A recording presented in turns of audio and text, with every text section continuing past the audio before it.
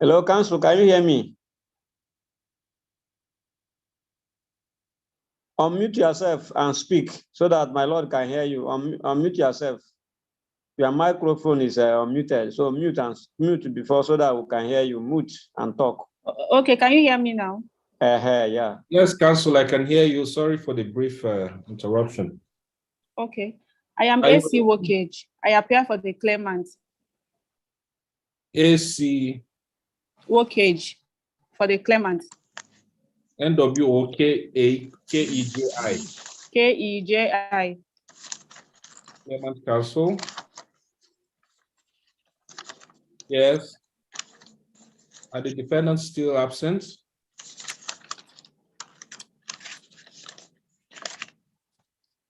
All right. Yes, Ms. Wokeji.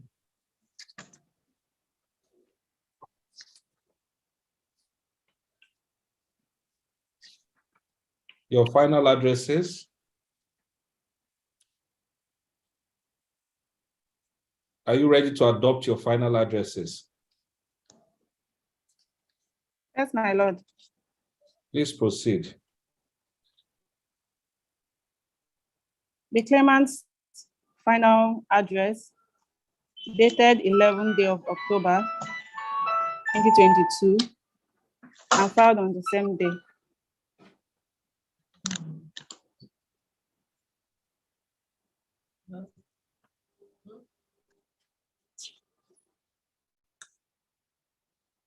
Yours was filed when?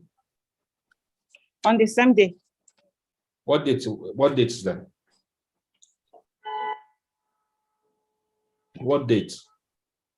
It was filed on the 24th, 3rd, 2023. It's dated 11th October and filed on the 24th, 3rd, 2023. 24th of March, 2023. Yes, my Lord. Yes. Was it within time? Yes, my Lord. It was within time.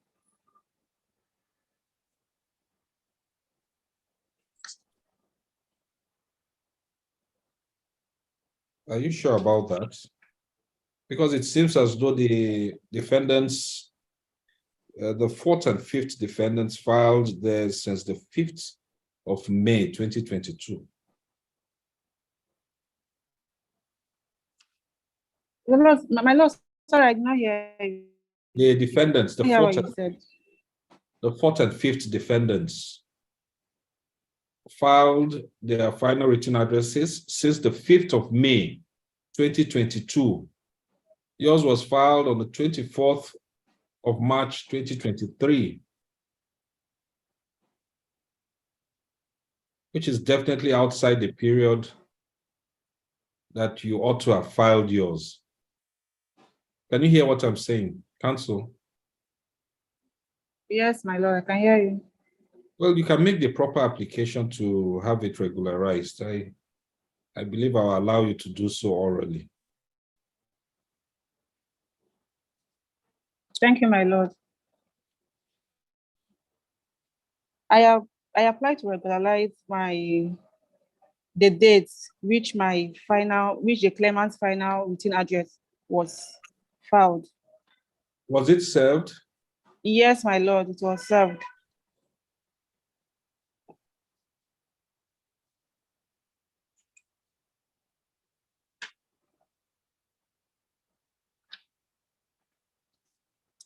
All right. Granted as prayed. As the court pleases.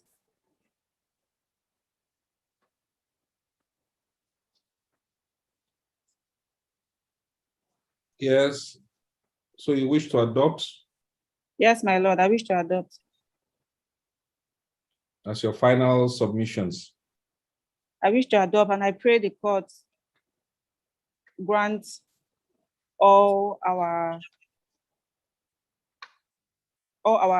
arguments on our written address, and also pray the court to dismiss the arguments of the Okay.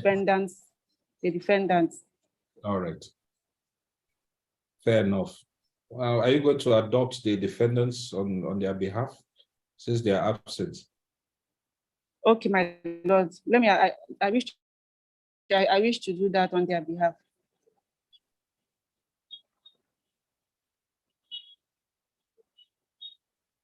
I believe only the fourth and fifth defendant filed theirs.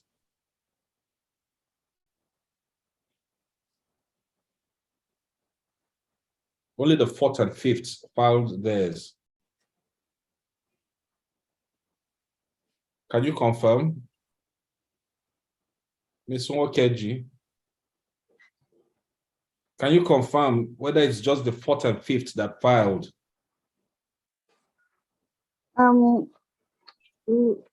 Let me confirm. Sorry. You have your file with you?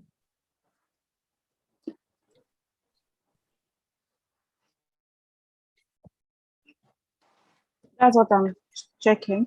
The fourth and fifth defendants are the only ones that served us. The fourth and fifth defendants are the only ones that have served us.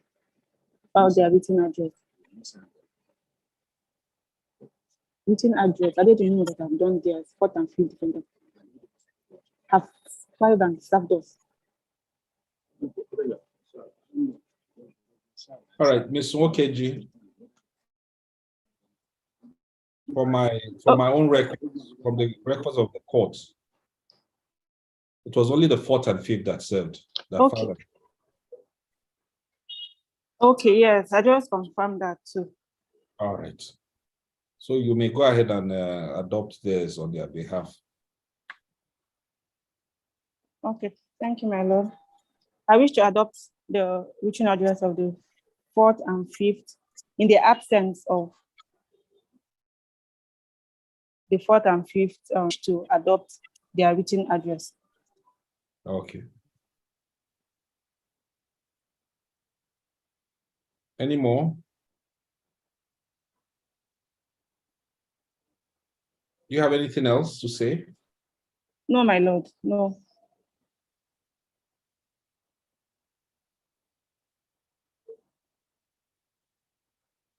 All right. I actually have a judgment written.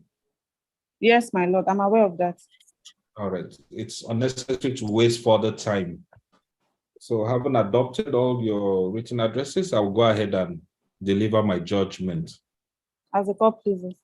If the defendant's counsel comes in, then he can join us wherever he can. As the court pleases. Judgment. You can mute your microphones. You can mute your audio.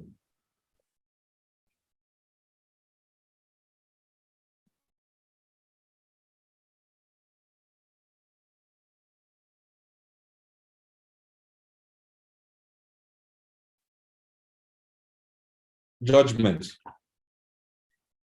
The synopsis of the claimant's case is that in 1986, he was employed by the third defendant, that is the Civil Service Commission, until sometime in 2009, when he applied for and was transferred to the fifth defendant, the Imo State House of Assembly, pursuant to a letter dated the 27th of August, 2009.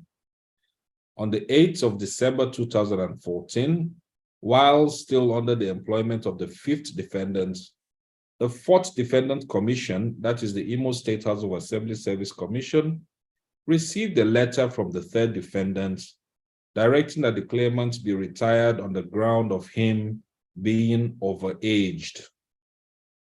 Consequently, the permanent secretary of the fourth defendant commission had, via a letter written by the principal secretary to the governor, at the time the board of the 4th Defendant Commission was on suspension, directed the claimant's retirement before he allegedly attained the retirement age of 60 years. The claimant unyieldingly wrote to the then Speaker of the 5th Defendant to protest what he considers as an unlawful retirement, but to no avail. Meanwhile, the defendants are adamant that the claimant attained the retirement age of 60 years and was duly retired after the 3rd defendant particularly discovered from his archives that he falsely declared his date of birth as the 22nd of July, 1960, instead of his true birth date, which is the 9th of June, 1951. The claimant is aggrieved that and thus approached this court for redress. It is pertinent enough to note that either way, the claimant's retirement became due long before the conclusion of this suit, and so this court has merely the task of determining when he ought to have been compulsorily retired from service and whether or not to grant the declarative reliefs and or claims made hereunder. Now, the claimant's complaint was originally filed along with other originating accompanying processes on the 19th of November, 2015, but subsequently amended by a motion on notice, which was filed on the 3rd of July, 2020. In the amended complaint, the claimant seeks the following reliefs. 1, a declaration that the claimant is only due for retirement on the 21st of July, 2020, when he would have attained 60 years of age. 2, an order of court setting aside the purported notification of retirement from service dated the 21st of August, 2015, which is referenced and issued by the 3rd and the 4th defendants respectively. 3, an order of court restoring the payment of emoluments to the claimant from the 21st of August 2015 till his retirement on the 21st of July 2020. 4, an order of injunction restraining the defendants from retiring the claimant earlier than the 21st of July 2020, the due date of his retirement, when he would have attained the age of 60 years as his date of birth is the 22nd of July, 1960. 5, a declaration of the court that the defendants unlawfully retired the claimant without giving him a fair hearing. And finally, 6, 50 million naira being general damages for unlawfully retiring the claimant without giving him a fair hearing. The 1st, 2nd, 3rd, and 6th defendants filed a joint memorandum of appearance, statement of defense, and accompanying processes on the 4th of March 2016. These processes were filed out of time, but were duly regularized by the application to that effect. Meanwhile, the 4th and 5th defendants filed their memorandum of appearance, statement of defense, and other accompanying processes on the 25th of July of April 2016, out of time, but duly regularized by them by way of motion filed on the same day. The claimant again filed a reply to the 1st, 2nd, 3rd, and 6th defendants' statement of defense on the 2nd of June 2017. With issues properly joined, the claimant opened his case on the 7th of November 2018, relying on the testimony of one witness, which is himself, as CW1. He tendered 12 documents, exhibits C1 to C12. CW1 was cross-examined by the 4th and 5th defendants only, whereupon the claimant closed his case on the 14th of May 2019 without being further re-examined. At the close of his case, the court adjourned the case to enable the 1st, 2nd, 3rd, and 6th defendants to open their defense. After several inexplicable absenteeism, they were foreclosed eventually on the 5th of December 2019, so that parties can make progress in the suit.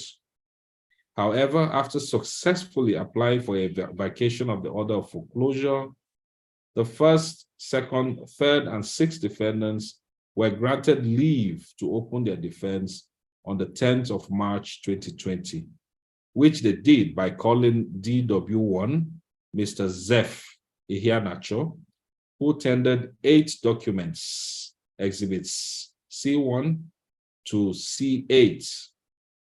DW1 was later cross-examined by the Claimants Counsel as well as by the 4th and the 5th Defendants Counsel, whereupon the 1st, 2nd, 3rd, and 6th defendants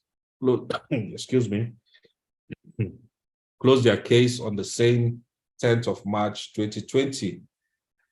Excuse me.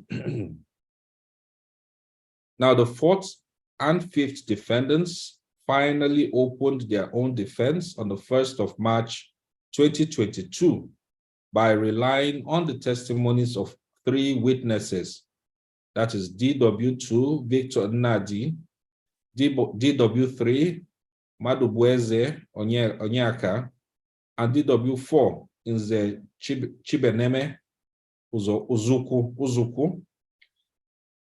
I beg your pardon if I mispronounce the names. They were all cross-examined by the Claimants Counsel, whereupon the 4th and 5th defendants closed their case on the 31st of March 2022. With the leave of this court, the 4th and 5th Defendants Counsel filed his final written submissions and arguments on the 5th of May 2022. The Claimants Counsel filed his own final written submissions and arguments on the 24th of March 2023. This was filed way out of time, although an application was made orally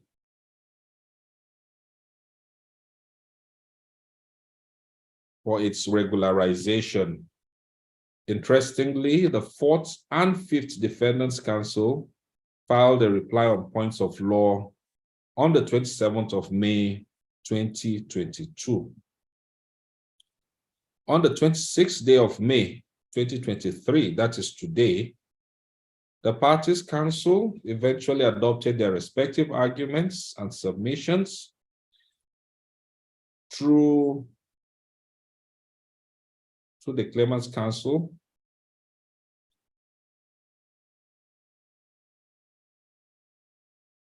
virtually, whereupon this court immediately delivered this judgment.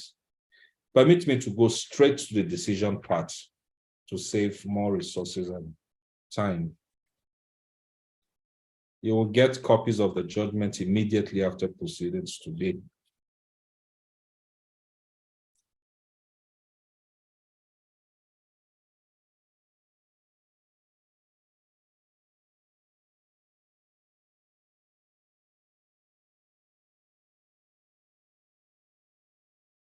Court's decision.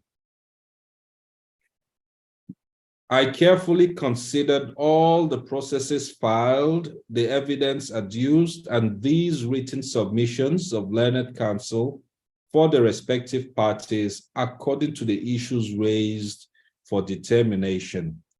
This court is convinced that 2 main issues suffice for determination as follows. 1, whether from the facts and evidence before this court, the claimant was due for retirement when he was compulsorily retired by the defendants. And secondly, whether the claimant's right to fair hearing was breached by the defendants in the determination of his retirement age. As stated in the early part of this judgment, the claimant is vexed with his retirement from the civil service by these defendants. This suit was battled around the issue of the claimant's real age and the propriety of his retirement by these defendants. Throughout the trial of this suit, the claimants stuck to his assertion that he was not due for retirement on the 21st of August 2015, as allegedly falsely claimed by the defendants, but on the 22nd of June 2020, the alleged anniversary of his 60th birthday. It is not in controversy that his employment was one clothed with statutory flavor. The direct and correlative implication is that the claimant's employment, being one regulated by statute, can only be determined in accordance and with total adherence to the dictates of the enabling statutes and other regulations providing the conditions of his service.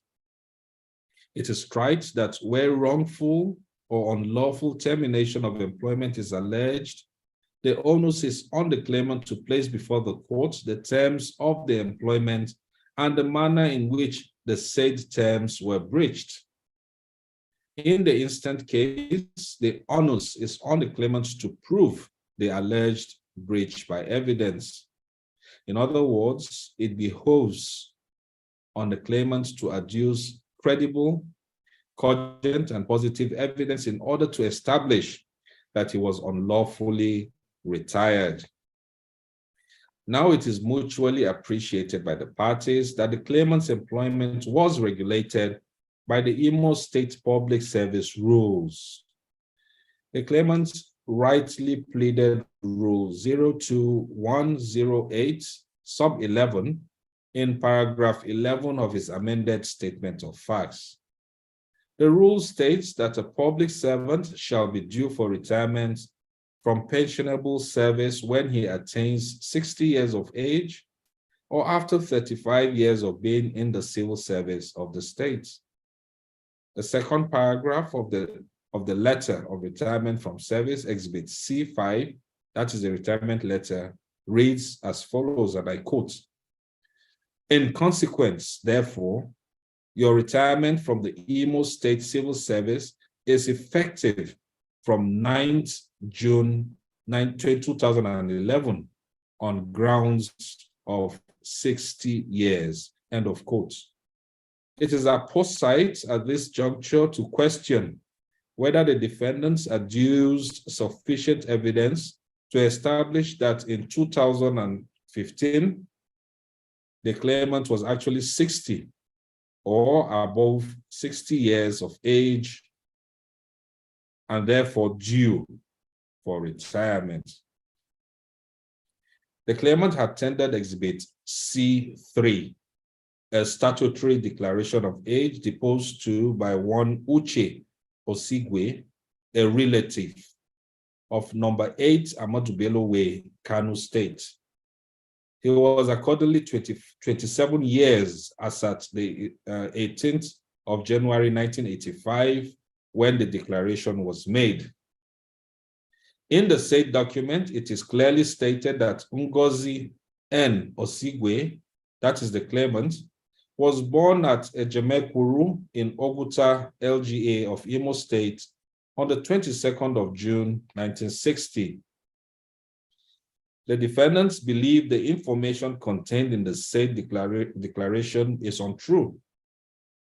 During cross-examination, the fourth and fifth defendants confronted the claimant with the fact that the said Uche Osigwe was merely 2 years at the time the claimant was purportedly born, and so he could not have deposed by his own personal knowledge to an event that took place when he was just 2 years old. Counsel to the fourth and fifth defendants therefore concluded that the said statutory declaration is contrary to Section 115 of the Evidence Act 2011. A statutory declaration of age was apparently made in 1985, and I am not inclined to invoke the present provisions of Section 115, sub 1 of the Evidence Act of 2011 in evaluating that document, like the defendants' counsel easily did. This is because in 1985, the 1958 Evidence Ordinance was still operational in Nigeria. In any event, the said section 115 sub 1 of the Evidence Act 2011 provides inter alia that every affidavit must contain statements of facts and circumstances to which the witness deposes, either of his own personal knowledge or from information which he believes to be true. Assessing the said affidavit of the 18th of January 1985 through the mirror of the Evidence Act of 2011 means applying the law retrospectively. It is a trite and cardinal principle of our law that unless clear provisions are otherwise made therein, a statute is meant to apply prospectively and not retrospectively. The exception to these principles, or this principle,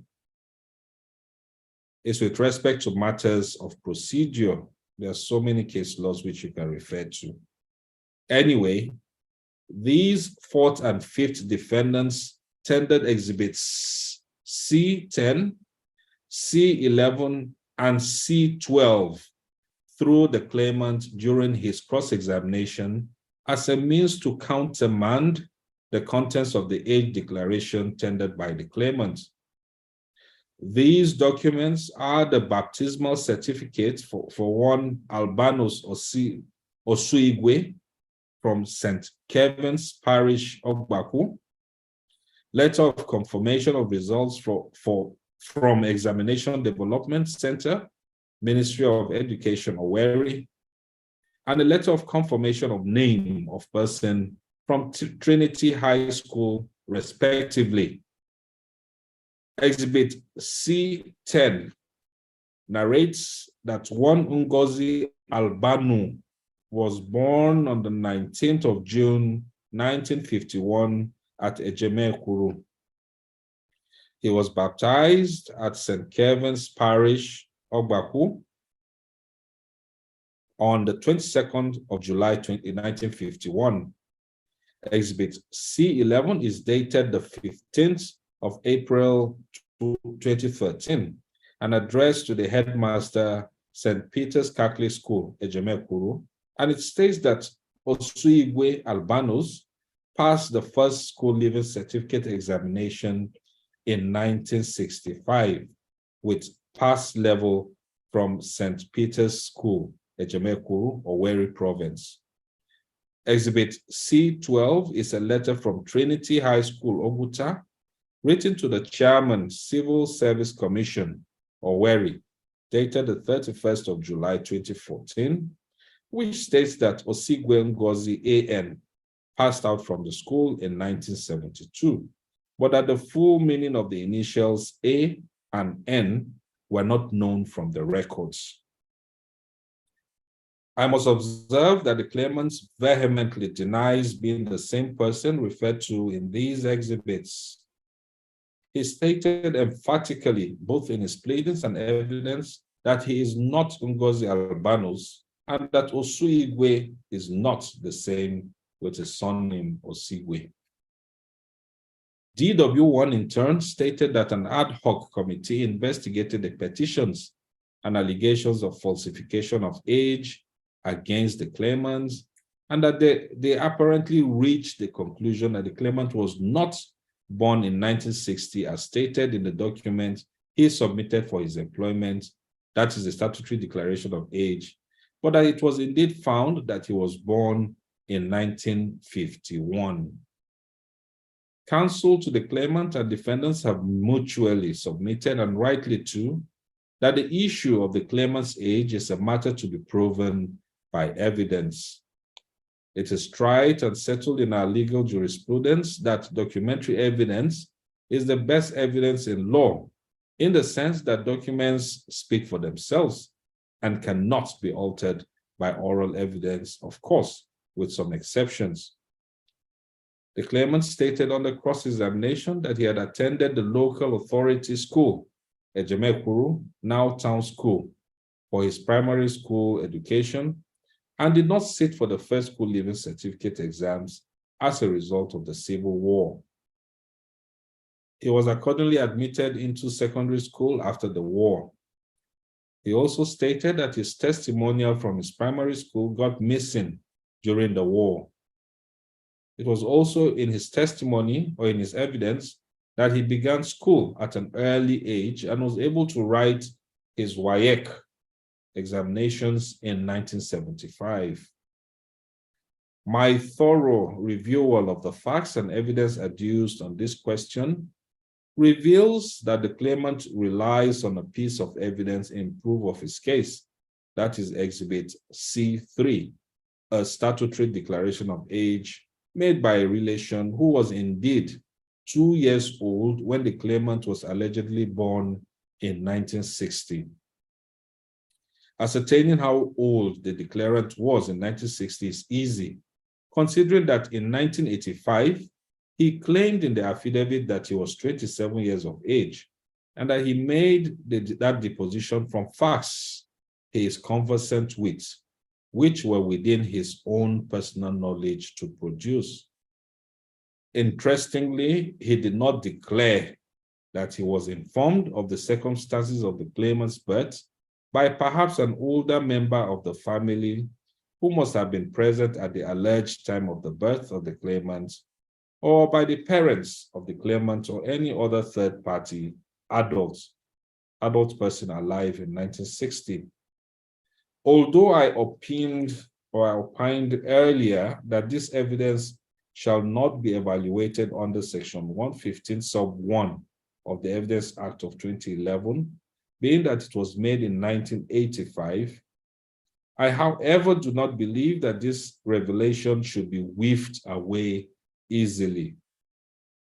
Surely, in considering what weights and probative value this court can attach to that piece of document, regard shall be had to the fact that the person who made that declaration was not called as a witness, so that there would have been an opportunity to cross-examine him on all the circumstances from which any inference can reasonably be drawn as to the accuracy or otherwise of the statement, and to verify the question whether or not the maker of the statement had any incentive to conceal or misrepresent facts. Meanwhile, DW3 Madubweze Onyaka deposed under paragraphs 4 and 6 of his written statement on oath as follows, and I quote, stated there, you can read it. On the cross-examination, the following answers were elicited from the same witness. They are all stated there, you can read them.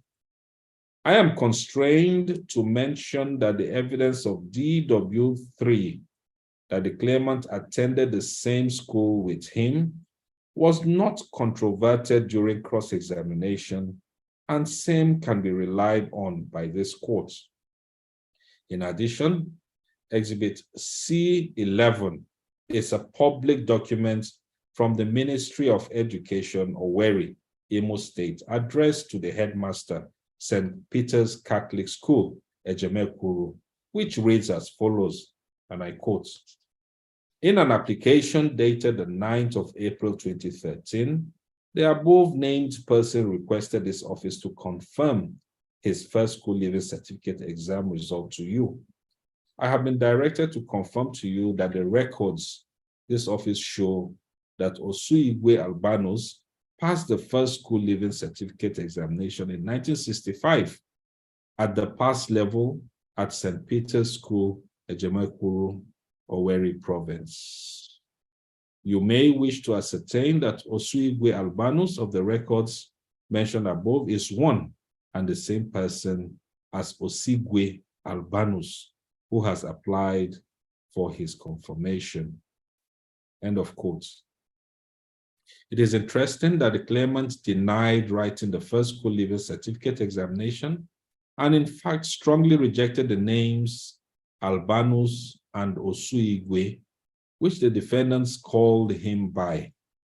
What seems more baffling, however, is why the claimant, who was confronted with such destructive evidence, merely clung to simple denials.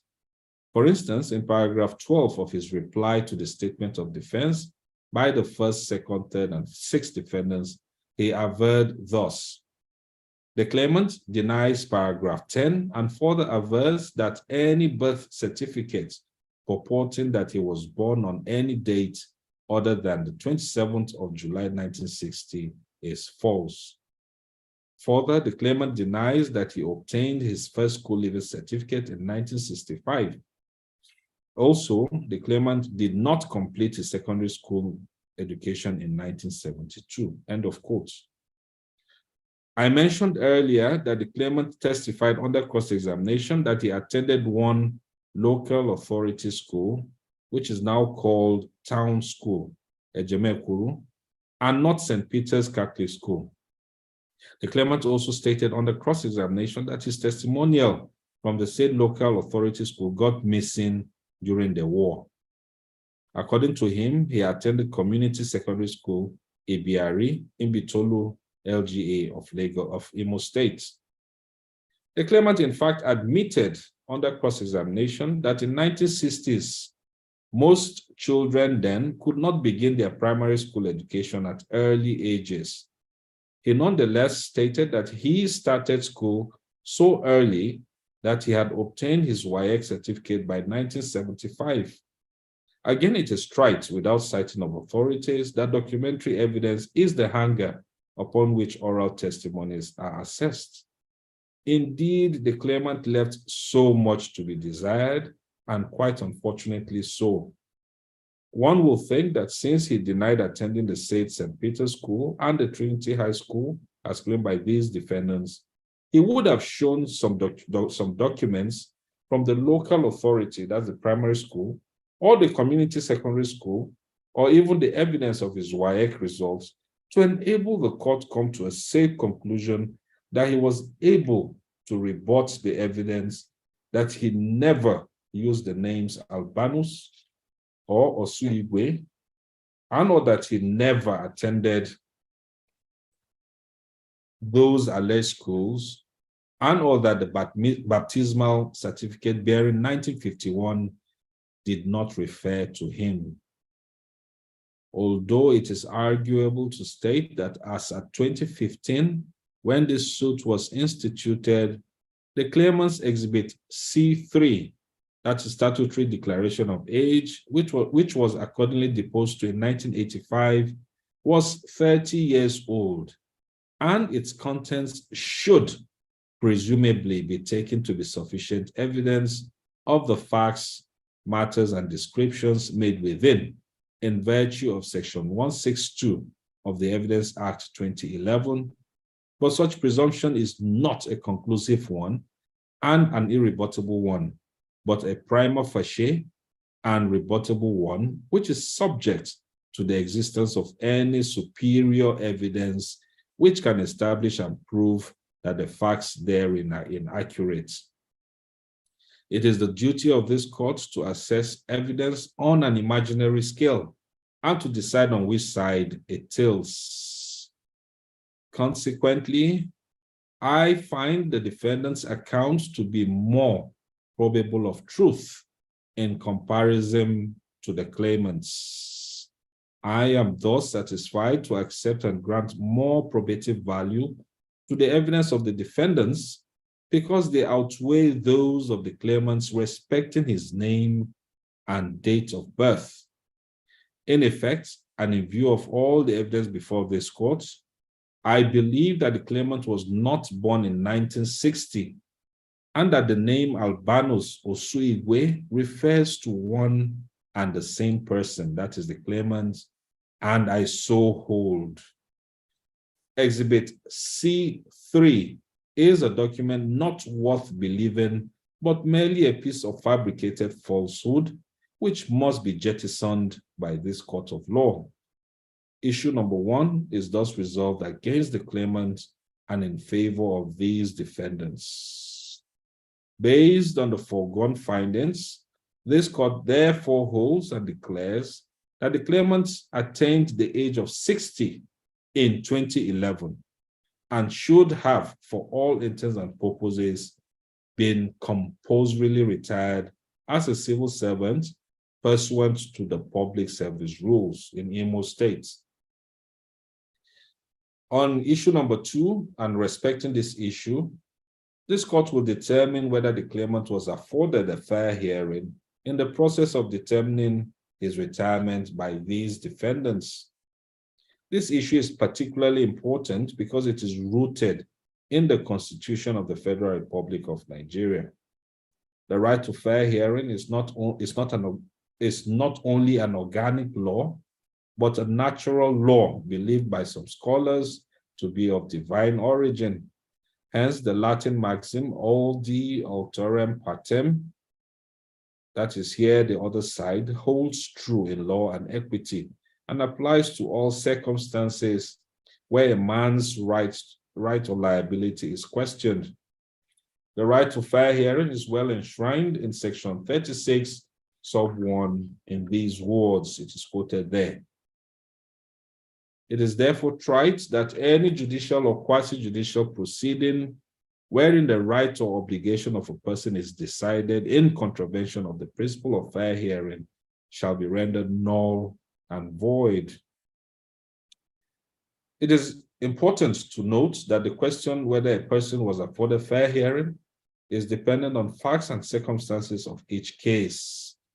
In the instant case, the claimant averred in paragraph 10 of his statement of facts as follows, and I quote, "Claimant avers that at no time was he called upon or invited by the third defendant or the fourth defendant to answer any petition or to respond to the adverse petition which triggered the investigation. The said petition was never shown to the claimant before the commission took final decision." End of quote. I do not see any strong arguments against this fact. Besides, the fourth and fifth defendants stated in paragraph 24 of their joint statement of defense that upon determination by the third defendant that the claimant was born on the 19th of June, 1951, it wrote the fourth and fifth defendants, notifying them that the claimant was due for retirement. Exhibit C6 is a letter from the third defendant to the fourth defendant titled Overage Civil Servant, Ngozi Osigwe, end of quote. Except from the last paragraph, except from the last paragraph of the said letter reads as follows. It's quoted there, you can read it. "I consider the testimonies of DW1, Mr. Zev Ihianacho, an Assistant Chief Executive Officer of the third defendant, as salient on the current issue, and I shall reproduce the relevant paragraphs hereunder." He was questioned. Question: in this circumstance, having discovered that the claimant falsified his age, what did his employer do? Answer: investigations were commenced. Question: did you participate in the investigation? Answer: I read the report of the investigation panel. Question: name 2 persons on the panel. Answer: I don't recall it off heart. Question: the claimant was never invited or notified of his investigation. Answer: the fact is that if he was acquainted of the investigation report, he will not be in court. Question: but you know that the panel was set up. Answer: probably so as contained in the file. Probably so as contained in the file. Now, it is also needful to reproduce the relevant testimonies of DW2, Nadi Victor, litigation staff of the fifth defendant in respect of the current issue. The questions and answers he gave are there under. Again, the fourth and fifth defendants insist that the claimant was aware of his looming retirement before it was formally effected. This is inferable from paragraph 19 of the fourth and fifth defendant's statement of defense, which is quoted. You can read it there. A careful review of the facts reveals that Exhibit C6, which is the letter from the third defendant to the fourth defendant, notifying it of the claimant's retirement, was written on the 8th of December 2014. Meanwhile, Exhibit C7, tendered by the claimants purports to be a letter from the fourth defendant to the third defendant, in which the claimant's notice of retirement is challenged. The letter was copied to the claimant. This letter is, however, denied by all the defendants, who described it as a falsified document mastered by the claimant to cover up his mischief. Indeed, I have not found any fact or evidence that establishes any prior notification for the determination of the issue of the claimant's age or his consequent retirement before this court. Hence, I am inclined to believe the claimant's averment that he was not notified that his declared age or record would be investigated prior to his sudden and eventual retirement. I am not unmindful of the submission by the learned counsel for the fourth and fifth defendants that in the civil service, retirement can be effected with or without the consent of the employee involved, and that if the officer is not satisfied with his retirement, he may approach the court for redress. This, quite frankly, sounds cynical and brash to imply, considering the number of years an employee must have put in the service of his government only for his job to be abruptly taken away on an allegation such as was made against the claimant. With respect to the defendant's counsel, the claimant's compulsory retirement was not like any other regular retirement from the civil service. The claimant's case is unique solely on the basis that there was an allegation of falsification of age against him, which would have required an explanation from him. In fact, DW3, Madubueze Onyeka, was among those who wrote petitions against the claimant's age. Exhibits D7A and D7B are copies of some of the petitions titled Overaged Civil Servant, Ngozi Osigwe, dated the 2nd of July 2012 and the 30th of April 2014, respectively. Both were written under the aegis of Zero Tolerance Against Corruption Group, ZTACG, Ejemekwuru Autonomous Community, Oguta LGA, to the governor of Imo State. DW1 testified that a panel was constituted to determine those petitions and allegations of overage against the claimant. Nevertheless, there is no evidence whatsoever before this court to confirm that the defendants, in their bid to determine the legitimacy of the allegations, carried out discrete investigations in any religious, educational, and/or government institutions before coming up with the conclusion that the claimant was indeed overaged. The alleged investigation by the third defendant into the allegation against the claimants and his findings led to the disregard of the claimant's declared date of birth of the 22nd July 1960 and the adoption of the 9th of June 1951, discovered by them to be the claimant's real date of birth. It is pertinent to emphasize that the said panel that investigated and found that the claimant was overaged actually exercised quasi-judicial functions, one in which the observance of the rules of natural justice and the doctrine of fair hearing is required. Learned counsel for the fourth and fifth defendants was therefore misconceived to have submitted that matters of fundamental rights of the claimant should better be determined under the FREP rules and not in this court. For the avoidance of any doubts whatsoever, the provisions of Section 254, Sub 1D of the Constitution of the Federal Republic of Nigeria, as amended, provides for the jurisdiction of this court, which I have quoted below. The issue of fair hearing, as formulated in this suit, cannot simply be ignored. It is a threshold matter of constitutional coloration. In the light of the foregoing, I am constrained to elucidate that this court is a brainchild of the Constitution, and it cannot overlook any flagrant abuse of any constitutional principles or international best practices. The consequence of breaching the principle of fair hearing is that the entire proceedings, no matter how beautifully conducted, must be rendered a nullity.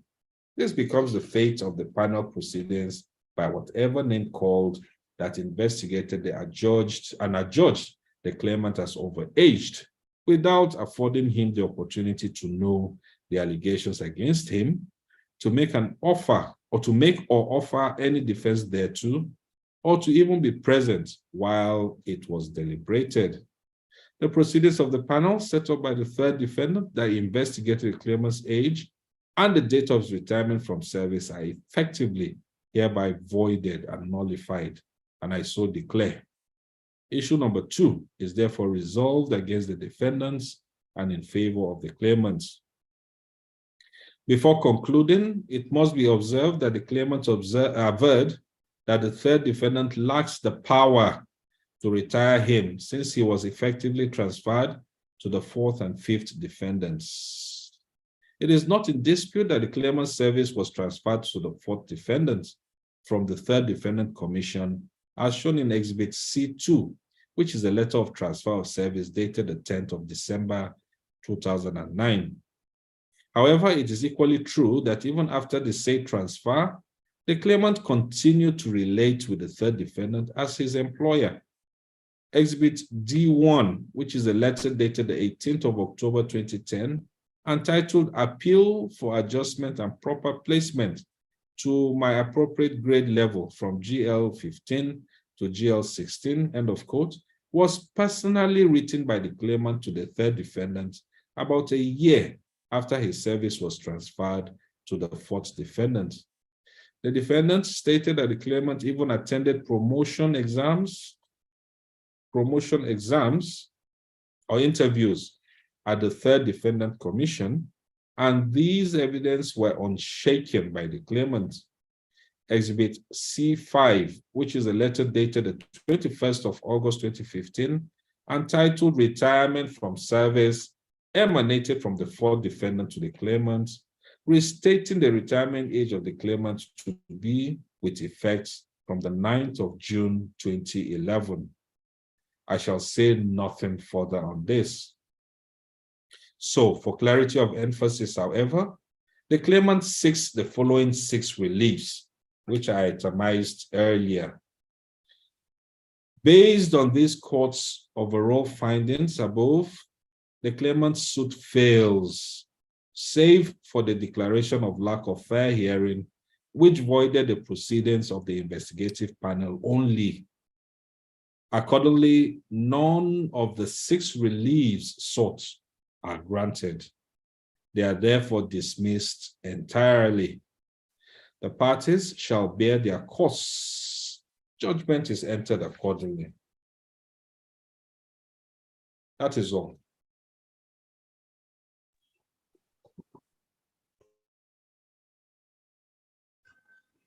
That is my judgment. Yes. So you get a copy of the judgment of the registrar in Owerri. OKG, are you the only person appearing for the claimant in this suit, so that the records can reflect it properly? Can you hear me? AC OKG. Yes, my lord, I can hear you. Are you the only person representing the claimant? So Yes, my principal was not able. My principal, his name is S.O. Ejogu. He was not able to join us. All right, so I'll have your name only as a representative of the claimant in this suit. Okay, as a God pleases. Now, what about the defendants? What's the counsel's name? Simon, do you know the counsel's name? Yes, my lord. For fourth and fifth defendants. Yes. Is Chief E.O. Onyema. E.O. Onyema. Yes, my lord. While that of first, second, third, and sixth defendants. Yes. Is P.C. Wanyang. Spell it, please. NWA Yes. ENYA ENYA NWU. NWU. All right. That's for the first, second, third, and sixth. They are absent. All right. Thank you. Well done, my lord. Any other applications before I leave? My lord, that of terms of settlement. Yes. The councils in the matter appears analog, so they need another day so that they can download the Zoom from today and practice it before the virtual sitting. That's all right. So you can get Monday.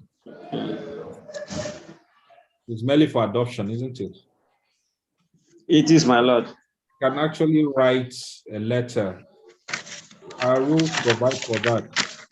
You write a letter that I hereby adopt my final written address and submit to the registry. Once it is brought before me, I'll deliver my judgment. It's as simple as that.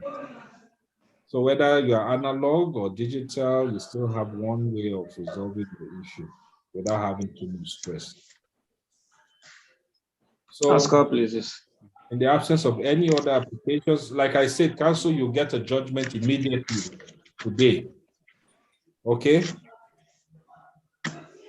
All right. Thank you, Simon. Thank you, Ms. Wokeji. I rise. Call